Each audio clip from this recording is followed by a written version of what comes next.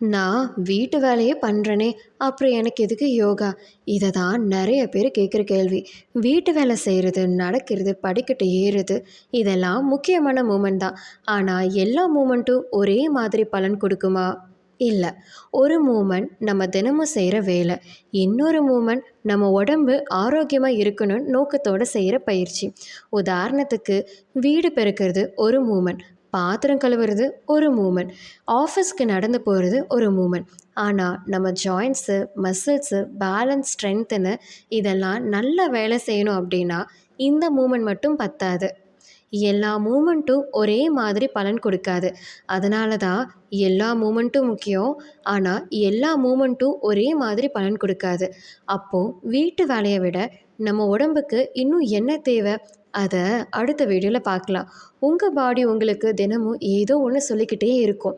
அதை என் கூட சேர்ந்து புரிஞ்சுக்கணும் அப்படின்னா இன்ஸ்டாகிராமில் ஒரு மெசேஜ் பண்ணுங்கள்.